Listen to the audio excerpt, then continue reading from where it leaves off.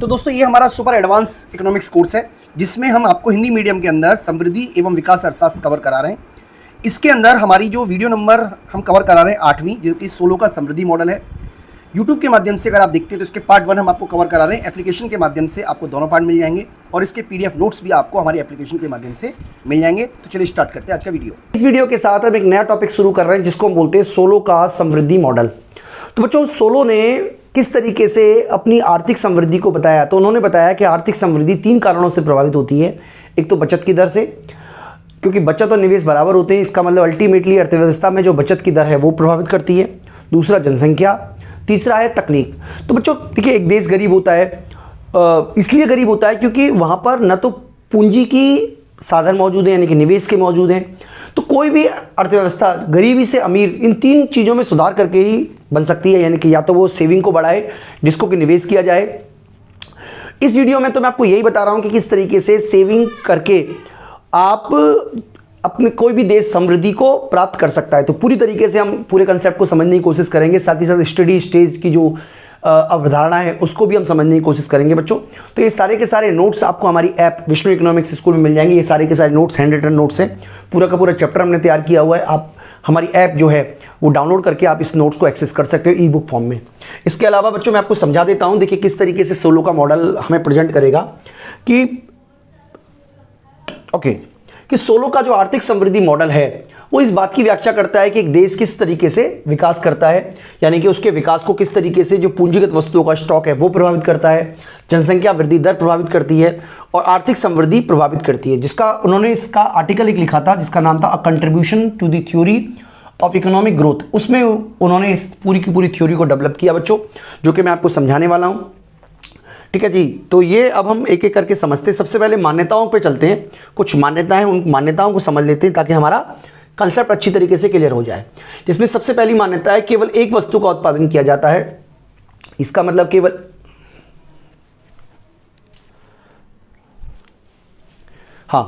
तो इसमें मान्यताओं की बात कर रहे हैं। तो मान्यताओं में पहला है केवल एक वस्तु का उत्पादन किया जाता है, यानी कि अर्थव्यवस्था में केवल एक ही वस्तु है जिसका उत्पादन किया जा रहा है और उस वस्तु का उत्पादन जो है वो राष्ट्रीय उत्पादन के बराबर है।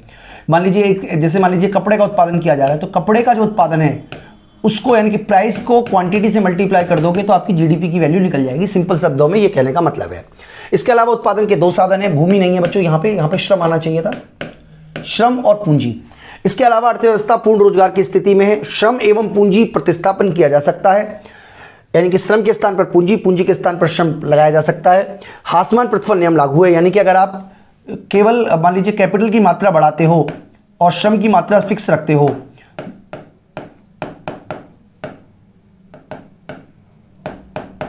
तो आपका जो हासमान प्रतिफल नियम लागू होगा, यानी इस तरीके से आपका प्रोडक्शन फंक्शन बनेगा। टीपी का जो डायग्राम होगा वो इस तरीके से बनेगा। उत्पादन फलन प्रथम डिग्री का रेखीय फलन है। इसका मतलब ये हुआ कि अगर आप दोनों साधनों को दुगना कर दोगे, जैसे मान लीजिए यहाँ पे 4/10 है, अगर हम 8/20 कर दें तो आपका जो उत्पादन है, मान लीजिए अगर पहले 100 का उत्पादन हो रहा था तो अब 200 का उत्पादन होगा, यानी कि रेखीय उत्पादन फलन है। समस्त बचत का निवेश किया जाता है, ये भी हमारी मान्यता है। कीमत एवं मजदूरी परिवर्तनशील है, पूर्ण प्रतियोगिता विद्यमान है और जनसंख्या यानी कि श्रम शक्ति और तकनीक स्थिर है। बाद में हम इस पूरी की पूरी एजम्पशन को रिलैक्सेशन देंगे और समझेंगे किस तरीके से तकनीक और जनसंख्या आर्थिक विकास को प्रभावित करती हैं, आर्थिक समृद्धि को प्रभावित करती हैं।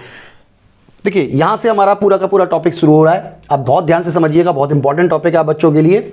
सबसे पहले तो आप ये याद रखिएगा कि उन्होंने बताया कि किसी भी अर्थव्यवस्था में जो भी 16 मॉडल है वो भी मांग और पूर्ति की शक्तियों पर बेस्ड है, यानी कि मांग फलन और पूर्ति फलन द्वारा ही एक अर्थव्यवस्था में स्टेडी स्टेज को प्राप्त किया जा सकता है। तो किस तरीके से आप कह सकते हो उत्पादन फलन होता है वो मैं आप बच्चों को समझा देता हूँ। एक बात बहुत ध्यान से समझिएगा बच्चों। देखिए सबसे पहले तो यहाँ पे नंबर 1 वाइज मैं आपको बताता रहूँगा। सबसे पहले तो आपको ये समझना है, ये इक्वेशन क्या कहना चाह रही है। देखिए ये वाली, ये इक्वेशन बता रही है कि हमारा जो उत्पादन है वो 2 चीज़ों पर निर्भर करता है, एक पूंजी पर और एक श्रम पर। यानी कि हमारा जो उत्पादन है वो पूंजी की मात्रा और श्रम पर निर्भर करता है। पूंजी की मात्रा अगर मान लीजिए सपोज कीजिए 2 कैपिटल, 5 कैपिटल और 10 लेबर काम कर रहे हैं तो उत्पादन जो है वो 100 का हो रहा है, ये इसका मतलब है। इसके अलावा ये समान प्रतिफल नियम पे लागू है। इसका मतलब अगर हम ये मान लें कि 10 कैपिटल हो जाती हैं और 20 लेबर हो जाते हैं तो जो उत्पादन है वो हमारा 200 हो जाएगा। तो पहली कोई बात तो आपको ये याद रखनी है, मैं यहाँ पे जो देखिए इंपॉर्टेंट पॉइंट जितने भी हैं मैं सब यहाँ पे लिख देता हूँ बच्चों। सबसे पहले आपको ये याद रखना है नंबर 1 कि जो y है उत्पादन जो है ये किसका फंक्शन है, k का और l का, ये दो चीज़ों का फंक्शन है। और हमें ये याद रखना है कि अगर हम इसको l से डिवाइड कर दें इसका मतलब ये भी l से डिवाइड हो जाएगा,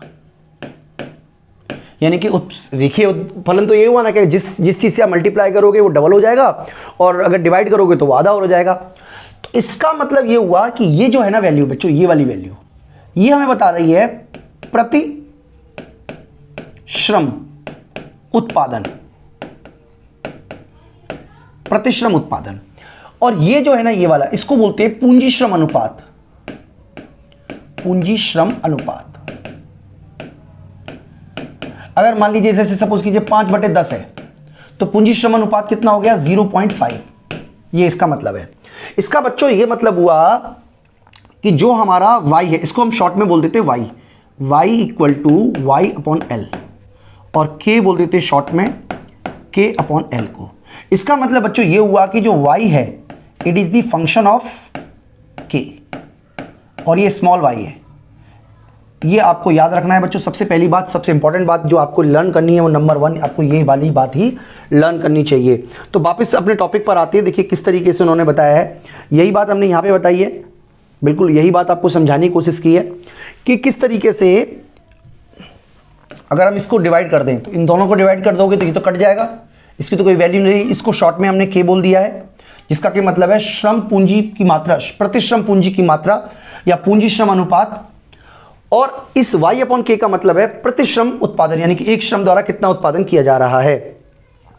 अब देखिए ये भी आपको समझना है कि जो हमारा, देखिए मैं आपको यही समझा देता हूं एक बार डायग्राम के थ्रू। देखिए इसमें समझिएगा आप, यहां पे समझाते हैं। देखिए ये हमारा है टीपी, मान लीजिए k/L हमारा ये वाला है, इसका मतलब इतना प्रोडक्शन हो रहा है। अब जैसे जैसे k/L की मात्रा बढ़ाओगे आपका जो प्रोडक्शन है वो पहले से कम होगा। यानी कि कहने का सिंपल मतलब ये हुआ कि यहां पर देखिए इतना k/L बढ़ाने से इतना उत्पादन हुआ, फिर समान k/L बढ़ाने से आपका उत्पादन कम हो रहा है। इसका मतलब इसका जो ढाल है वो बताता है MPK के द्वारा, MPK को बताता है। इसका मतलब बच्चों यही बात आपको देखिए यहां पे भी हमने समझाने की कोशिश की है कि इसका जो ढाल है, इसका जो ढाल है वो MPK है। तो आप याद रखिएगा कि इसका जो ढाल है वो MPK के द्वारा दर्शाया जाता है। तो आपको अभी तक ये याद रखना है, वो ये याद रखना है कि सबसे पहली बात ये याद रखनी है बच्चों, सबसे पहली बात आपको याद रखनी है कि ये हमारा होता है उत्पादन फलन, इसको बोलते हैं उत्पादन फलन नंबर 1। और उत्पादन फलन का जो ढाल है वो होता है marginal productivity of capital, MPK। ये बच्चों आपको जरूर याद रखना चाहिए। मैं आपको एक स्लाइड चेंज कर देता हूं, ये यानी कि आपको सबसे इंपॉर्टेंट बात याद रखनी है। मैं आपको यहां पे नंबर 1 लिख देता हूं बच्चों कि जो y है it is the function of capital labour ratio, and ये जो इसका जो स्लोप है, इसका जो ढाल है वो होता है MPK के बराबर। तो ये हमने अभी तक समझा बच्चों। बहुत इंपॉर्टेंट चीज़ है जो मैं आपको बता रहा हूं, क्योंकि आने वाले वक्त में इस सबका यूज़ हम आने वाले वक्त में इसको करने वाले हैं। अब ये तो रही पूर्ति की बात, अब हम आ जाते हैं मांग के ऊपर। मांग के ऊपर भी मैं आपको समझा देता हूं किस तरीके से मांग है। देखिए सबसे पहले अर्थव्यवस्था में उपभोग हमेशा आय, उपभोग प्लस निवेश हमेशा आय के समान होती है, आपको पता होगा। और जो उपभोग का वह भाग जिसको हम आय का वह भाग जिसे हम उपभोग नहीं करते वो बचत के रूप में उपलब्ध होती है। इसका मतलब ये हुआ कि जो बचत है, क्योंकि ये ना ये वाला है उपभोग की दर, जिसको आप MPC भी बोल सकते हो, उपभोग की दर। उपभोग की दर कैसे निकालोगे, 1 बचत की दर। ठीक है, तो ये हमारा उपभोग की दर हो गई। और अगर हमें उपभोग की मात्रा निकालनी है, जैसे ये लिखा हुआ है उपभोग की मात्रा, तो हम क्या करेंगे, बचत की दर को मल्टीप्लाई कर देंगे किससे, 1 माइनस एस, यानी कि 1 माइनस बचत की दर को हम माइनस कर देंगे किससे, मल्टीप्लाई कर देंगे y से। इसका मतलब ये हुआ अगर मान लीजिए बचत हो रही है 40%, तो 1 माइनस 0.4 और मल्टीप्लाई अगर 1000 रुपये की आय है तो ये हमारी बचत निकल जाएगी। तो ये बहुत ही सिंपल से बात समझनी है। इसके अलावा ये वाली क्वेश्चन भी आप यार लर्न कर लो बच्चों, बिल्कुल सिंपल है कि ये जो हमें ये हमने उपभोग लिख दिया है सी की जगह और ये हमने निवेश लिख दिया है।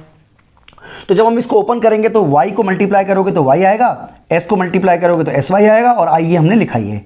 अल्टीमेटली जब हम इसको सॉल्यूशन करेंगे तो y से y कैंसिल हो जाएगा जैसे यहाँ कैंसिल हुआ है और sy इक्वल टू i होगा। तो देखिए मैं आपको, अगर आपको फिर भी कोई डाउट है तो मैं आपको समझा देता हूँ कि जो हमारी s है वो हमेशा i के बराबर होता है। इस तरीके की मान्यता को लेकर चल रहे हैं हम, यानी कि बचत जो है, जितनी भी बचत की जाती है उसका निवेश कर दिया जाता है बिना किसी अंतराल के। ये आप हमेशा याद रखिएगा बच्चों, बचत का निवेश कर दिया जाता है बिना किसी समय अंतराल के। और इसके अलावा वापस हम अपनी जगह पर आएं तो यहां पर हमें याद रखना है, देखिए ये वाला डायग्राम आप समझिएगा बहुत अच्छी तरीके से। हाँ, कि जो हमारा वृद्धि है उसको दो चीजें प्रभावित करती है। पहला निवेश, कि हम कितना निवेश कर रहे हैं, दूसरा मूल्यह्रास कितना है। बच्चों मूल्यह्रास आपको पता होगा, जब जैसे मान लीजिए मैंने ये टीवी खरीदा है तो डेफिनेटली ये डेप्रिशिएट होगा।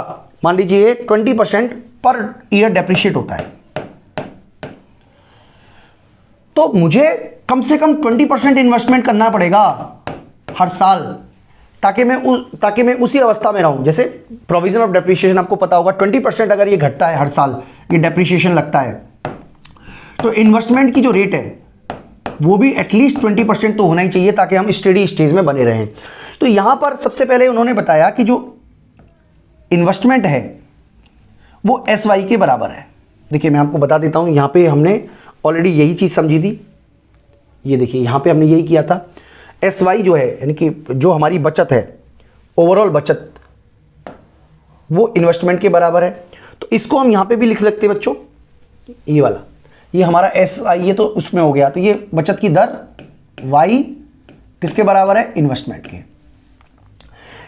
इसका मतलब ये हुआ बच्चों, अगर आपने पता होगा कि पिछली बार हमने देखिए ये वाला हमने इक्वेशन पढ़ा था, ये वाला, तो हम ये भी लिख सकते हैं कि S फंक्शन K, यहां से लिखा हमने ये Y की जगह पे, इज दी इन्वेस्टमेंट। तो ये हमारा जो है वो निवेश फलन हो गया, निवेश हो गया। यानी कि निवेश किसके बराबर है, S इक्वल टू फंक्शन के। तो जब मैं S फंक्शन के बोलूंगा तो आप समझ जाना कि मैं बात कर रहा हूं निवेश की। ओके, तो हम आगे समझते हैं बच्चों। देखिए बहुत सिंपल तरीके से समझाने की कोशिश करेंगे हम आपको। यहां पर हमें दो चीज बताई गई हैं, एक तो बताया गया है निवेश और दूसरा बताया गया है उत्पादन। देखिए ये हमारा उत्पादन है और ये हमारा निवेश है। यानी कि अगर ये मान लीजिए 0.6 है तो डेफिनेटली हमारा जो उत्पादन होगा वो ऊंचा होगा और निवेश जो होगा वो नीचा होगा, और इन दोनों के बीच का जो डिफरेंस है वो उपभोग कहलाएगा। तो बहुत ही सिंपल तरीके से समझना है बच्चों आपको। मैं आपको डायग्राम, अगर आप चाहें तो मैं एक बार आपको अलग से डायग्राम में भी ये बता सकता हूं कि मैंने क्या समझाने की कोशिश की है। एक स्लाइड और ले लेते हैं आप बच्चों के लिए। देखिए मैंने आपको ये बताने की कोशिश की है यहाँ इस पूरे के पूरे उसमें, ये मैंने जो बताने की कोशिश की है वो ये बताने की कोशिश की है बच्चों इस पूरे के पूरे डायग्राम में, कि ये जो है ना ये वाला ये हमारा उत्पादन फलन है। यानी कि जो y है it is the function of k, ये हमारा उत्पादन फलन है। और ये वाला जो है ये वाला हमारा बचत फलन है। यानी कि बचत फलन कैसे, या निवेश फलन किस तरीके से लिखेंगे, S फंक्शन k। और यहां पर हमारा मान लीजिए पूंजी अनुपात ये वाला है, तो इसका मतलब ये हुआ कि हम इतना जो है वो हमारा उपभोग का स्तर हो गया, और इस लेवल पे अगर ये बढ़ता है तो ये हमारा उपभोग का स्तर हो गया। ठीक है बच्चों, तो ये डायग्राम हमने आपको समझा दिया। अब ये तो निवेश की बारी है। एक और जो इंपॉर्टेंट रोल प्ले करता है किसी भी देश की समृद्धि में वो है डिप्रिशिएशन। क्योंकि डिप्रिशिएशन का मतलब होता है कि जब हम निवेश करते हैं तो पूंजी का कुछ हिस्सा डिप्रिशिएट हो जाता है। डेप्रिसिएशन की दर को हम डेल्टा के द्वारा शो करते हैं। तो डेल्टा के का मतलब है, जैसे मान लीजिए अगर हम बात करें डेल्टा के की, तो इसका मतलब है कि अगर 0.2 के है, इसका मतलब 20% जो कैपिटल है वो आप कह सकते हो डेप्रिशिएट हो जाती है। तो इसका मतलब ये हुआ कि जो पूंजीगत स्टॉक में वृद्धि होगी उसको कैसे निकालोगे, निवेश में से माइनस कर दोगे डेल्टा के। इसका मतलब अगर आप मान लीजिए आपने 1000 रुपये का निवेश किया और 600 रुपये का आपका डेप्रिशिएट हो गया, तो जो कुल वृद्धि होगी वो 400 रुपये की ही होगी। और अगर मान लीजिए एक ऐसी स्टेज है जिसमें निवेश और डेप्रिसिएशन बराबर बराबर है, इसको बोलते हैं के स्टार। के स्टार का मतलब ये हुआ कि इसमें किसी भी तरीके से पूंजीगत स्टॉक में वृद्धि नहीं होगी और पूंजीगत स्टॉक जो होगा वो डेल्टा के इक्वल टू 0 होगा। इसका मतलब इस स्थिति को हम एक तरीके से स्टेडी स्टेज भी बोल सकते हैं। यानी कि ये देखिए, ये हमारा जो डायग्राम हमने बनाया है, बिल्कुल सीधा सा डायग्राम बनाया है इस तरीके से, ये बता रहा है हमारी घिसावट की दर को, और ये मान रहे हैं कि घिसावट जो है वो बिल्कुल स्थिर दर से हो रही है। तो ये हमारी घिसावट है, मूल्यह्रास है। इसके अलावा ये जो डायग्राम है बच्चों, ये वाला, दिस वन, ये ऊपर की तरफ है, ये हमारा है आप कह सकते हो एक तरीके से वाई जो है वो फंक्शन है किसका, के का, यानी कि हमारे उत्पादन फलन को दिखा रहा है। और ये वाला जो डायग्राम है, दिस वन, ये नहीं, ये वाला, ये हमारा निवेश फलन है। और ये वाला जो है दिस वन, सीधी लाइन जो खींची ये वाली, ये हमारी है घिसावट की दर, घिसावट की दर। और जिस केस में ये वाला जो पॉइंट है ए स्टार, इसका मतलब ये हुआ कि घिसावट की जो दर है और जो निवेश है वो बराबर बराबर है।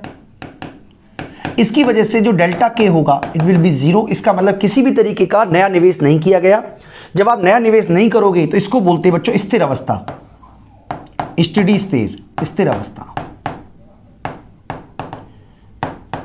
अगर मान लीजिए आप इस स्थिति में हो, इस स्थिति में आप देखिए जो निवेश है वो ज़्यादा है और घिसावट कम है, क्योंकि इस स्थिति में जो निवेश है वो ज़्यादा है घिसावट से।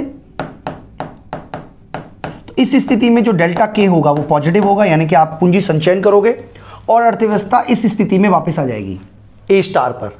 इसी तरीके से अगर हम यहाँ ले लें तो देखिए इस स्थिति में जो हमारा घिसावट है वो ज़्यादा है निवेश से, जिसकी वजह से डेल्टा के जो होगा it will be less than 0। इसका मतलब नेगेटिव होने की वजह से आप यहाँ पे वापस आ जाओगे। तो बच्चों ये डायग्राम है जो मैंने आपको समझाने की कोशिश की। देखिए अगर आपको एक बार और समझना है डायग्राम तो मैं आपको एक बार फिर से साफ साफ बता देता हूँ, अगर आपके मन में कोई क्वेरी है, कोई डाउट रह गया है। देखिए बहुत सिंपल तरीके से समझने की कोशिश करें बच्चों, तो ये हमारा है घिसावट की दर, डेप्रिसिएशन। इसको किससे डिनोट करते हैं, इस तरीके से इसको हम डिनोट कर दिया, ठीक है जी, डेल्टा के से। इसके अलावा ये जो है ना, ये वाली, ये हमारी है आप कह सकते हो निवेश की दर, यानी कि निवेश का मतलब क्या है हमारा, इसको बोल सकते हैं बच्चों एस फंक्शन के से, ये हमारा निवेश की दर है। तो इस स्थिति में देखिए स्टेज मिल रही है, यानी कि इस स्थिति में जो के स्टार बोल रहे हैं स्थिर अवस्था है। स्थिर अवस्था क्यों है, क्योंकि इस स्थिति में जो डेल्टा के है वो 0 है। इस केस में आप देखेंगे यहाँ पे आप देखिए गैप दिख रहा होगा आपको, इसका मतलब इस केस में आपका जो डेल्टा के है वो नेगेटिव है क्योंकि घिसावट ज़्यादा हो रही है। इस केस में जो डेल्टा के है वो आपका पॉजिटिव है। तो आप अल्टीमेटली इस जगह पर आ जाओगे और एक बार स्टेडी स्टेज आपको प्राप्त हो जाएगी। इसको ही हम स्थिर अवस्था बच्चों बोलते हैं, जो कि सोलो के द्वारा बताई गई है। ओके जी, ये हमारा डायग्राम हमारा पूरा हो गया। ये मैंने आपको यही बातें बताई हैं जो आपको इसमें लिखी हुई है कि किस तरीके से कमी होगी। अब हम समझते हैं, देखिए स्टडी स्टेज में हम पहुंच गए और अब हमारा लक्ष्य जो है वो है आर्थिक विकास करना। तो अब हम आपको समझाएंगे किस तरीके से, एक बार जब आप स्टडी स्टेज पकड़ लेते हो तो किस तरीके से आप आर्थिक विकास कर सकते हो बच्चों। तो देखिए सबसे पहले बचत द्वारा आर्थिक विकास पर जो प्रभाव पड़ता है उसके बारे में हम बात करते हैं। देखिए सबसे पहले तो हम ये वाले तो सब समझ गए कि जो हमारा घिसावट है वो हमारा निवेश के जब बराबर होगा, यानी कि जो घिसावट है और निवेश बराबर होगा, तो इस स्थिति को हम बोल देंगे स्थिर अवस्था। स्थिर अवस्था, तो हम स्थिर अवस्था से ही प्रारंभ कर रहे हैं और एक डायग्राम के थ्रू समझते हैं कि स्थिर अवस्था से किस तरीके से हम विकास के लक्ष्य को प्राप्त कर सकते हैं। बच्चों देखिए, सबसे पहले हम क्या करते हैं कि स्थिर अवस्था का डायग्राम बना लेते हैं। यानी कि अब हमें बताना है कि एक देश आर्थिक विकास किस तरीके से कर सकता है, बचत में वृद्धि करके। तो ये मान लीजिए हमारा है एस फंक्शन के 0 और ये हमारी मान लीजिए गिसावट है डेल्टा के। इस स्थिति को हम बोल रहे हैं स्टेडी स्टेज, इसको ए बोल देते हैं, ये हमारी स्टेडी स्टेज है। यहां पे हम लिखते हैं K/L यानी कि पूंजी श्रम अनुपात, और यह हमारा उत्पादन हो गया, यानी कि ये जितनी भी चीजें वो यहां पे हो जाएगा। उत्पादन लिख लो, निवेश लिख लो, ठीक है जी। अगर मान लीजिए निवेश में वृद्धि होती है, यानी कि बचत में वृद्धि होती है, तो बचत में वृद्धि होती है इसका मतलब ये हुआ कि अगर मान लीजिए आप 0.4% की जगह 0.6% आप बचत करना शुरू कर दो, तो ये जो ग्राफ है आपका ऊपर की तरफ चला जाएगा। यानी कि यहां पे भी आपको अब स्टेडी स्टेट जो मिलेगी वो यहां मिलेगी K/, इसको बोलेंगे K*1, यानी कि ये भी स्थिर अवस्था है, स्टेडी स्टेज है, और ये भी स्टेडी स्टेज है। तो इसका मतलब ये हुआ बच्चों अल्टीमेटली कि इस तरीके से अगर हम मान लीजिए इसमें उत्पादन फलन बनाते तो डेफिनेटली हमारा जो उत्पादन फलन है वो भी ऊपर की तरफ खिसक जाता। तो यही हमने बताने की कोशिश की है, जो कि डायग्राम के थ्रू भी हम एक बार और समझ सकते हैं। यहाँ पे देखिए, यही आपको सबको बताने की कोशिश की गई है कि यदि बचत की दर S में वृद्धि होती है, यदि बचत की दर में S में वृद्धि होती है, तो जो निवेश की दर है ये वाला, इसमें भी वृद्धि होगी और ये ऊपर की तरफ खिसक जाएगा। यानी कि आप डायग्राम के थ्रू समझें तो इस तरीके से हमारा जो पुराना स्टेडी स्टेज था वो ये वाला था। इस स्टेडी स्टेज से अब हम इस वाले स्टेडी स्टेज में पहुंच गए, यानी कि दोनों ही स्थिति में हम एक तरीके से आप हमारा ये विकास को दिखा रहे हैं। यानी कि बचत दर में वृद्धि के कारण निवेश में वृद्धि होती है, और निवेश में वृद्धि से आर्थिक विकास जो है, आर्थिक समृद्धि में वृद्धि होती है। यानी कि बचत की मात्रा से अल्पकाल में आर्थिक समृद्धि प्राप्त किया जा सकता है, परंतु दीर्घकाल में बचत की एक सीमा होती है। इस सीमा के बारे में बच्चों हम अगली वीडियो से बात करेंगे आपको, जिसमें हम आपको पूंजी की मात्रा का जो golden rule level of capital है उसके बारे में भी बात करेंगे। बच्चों इस वीडियो में इतना ही। मैं उम्मीद करता हूं आपको वीडियो अच्छी तरीके से समझ में आ गई होगी। अगर आपने हमारी वीडियो को लाइक कर रहे हैं और चैनल को सब्सक्राइब करें तो हमें अच्छा लगेगा, और आप हमारी ऐप जरूर डाउनलोड कर लें, विष्णु इकोनॉमिक्स स्कूल। इस वीडियो में इतना ही दोस्तों, थैंक यू।